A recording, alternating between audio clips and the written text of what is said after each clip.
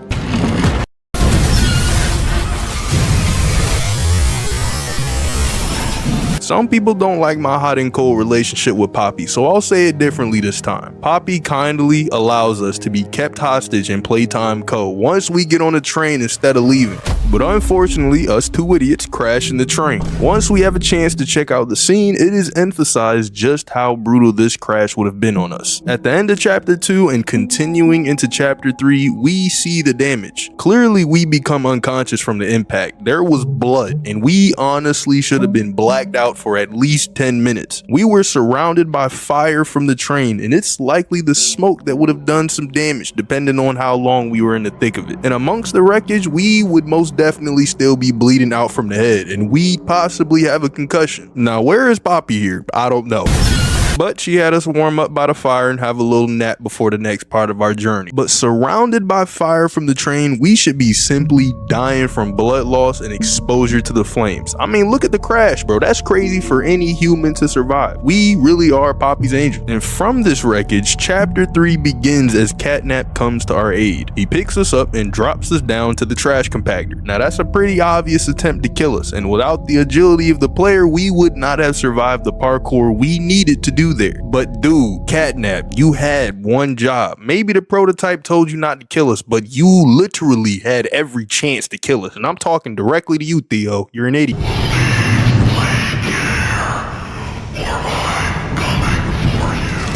Now, next is gonna surprise you. We should have died in Home Sweet Home.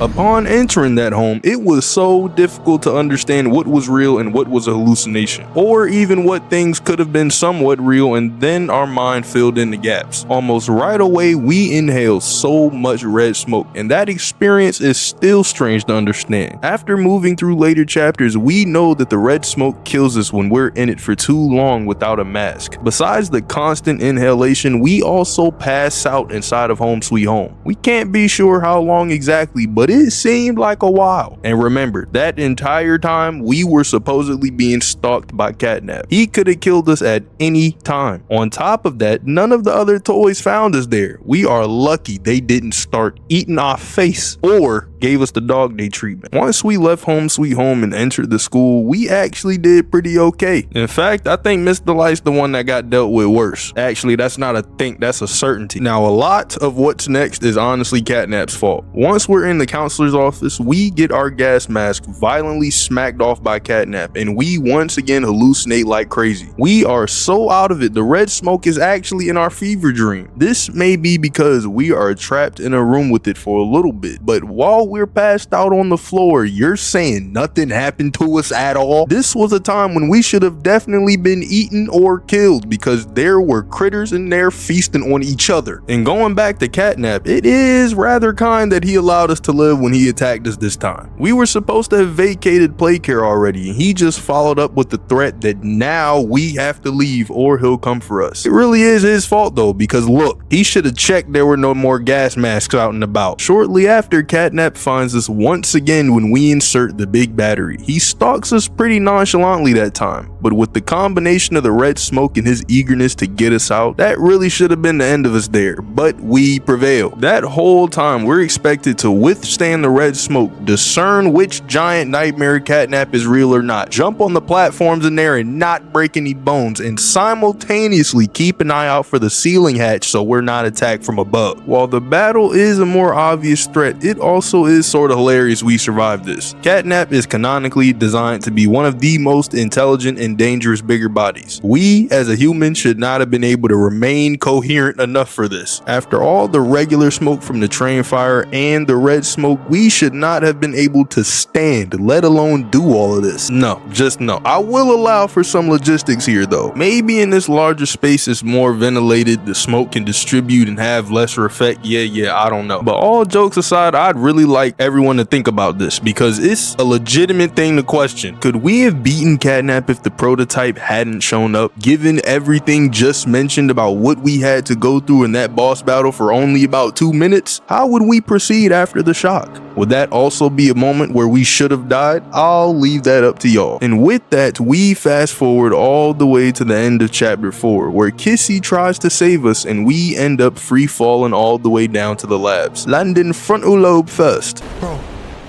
Oh, dang. Think about this. We managed to survive an actual explosion with explosives we had first planted in a plan to destroy the entire factory. This explosion literally happened all around us and directly underneath our feet. And despite Kissy's best efforts, we fall down extremely far. And we both, us and Kissy's arm, land hard onto a bed of actual giant rocks. Like face first. That should have smashed our head in. No chance of survival travel here, but we do. Lucky us. But hold on, pause. There's actually someone we missed. There was some big idiot in chapter 4 that got so mad he ended up collapsing under his own rubble. Forgot his name, but if this guy had just been a bit angrier, the fist that brought those rocks down might have ended up flying directly at us. If you really look at this scene, Safe Haven had already been demolished in parts by the explosives, and this giant monster creates a cave-in on top of that. It should all have been crashing down on us, and when it doesn't, he rises out of the rubble and literally lets us get a running start.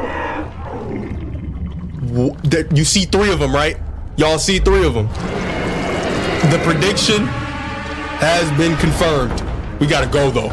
This guy looks crazy. Then begins the chase. We would not have made it if he decided to just actually attack right then and there. He had to just show his whole form in slow motion, scream in our face, and watch us run off. Now with chapter 5, y'all already know what I'm gonna be mentioning, but hear me out. How the heck did we not die on the spot when the prototype stabbed us? If there is an ultimate time we should have been deceased, it was this. I think everyone who watched this happen thought it was all over for us. The exact type of stabbing was carried out on Elliot Ludwig, and he died for real. And then Huggy got stabbed in exactly the same way, and look how bad he was injured. Even if he's not dead, that is still a lot of damage. His body has a different internal system, but we're supposedly a human being with a compact set of organs and are most likely not made of felt and fluff, or dough, or elastic plastic, or metal. We are as vulnerable here as our little porcelain bestie Poppy. So how are we still alive? But what do you guys think? Let me know down in the comments. Thanks for watching, subscribe, and click on this video right here.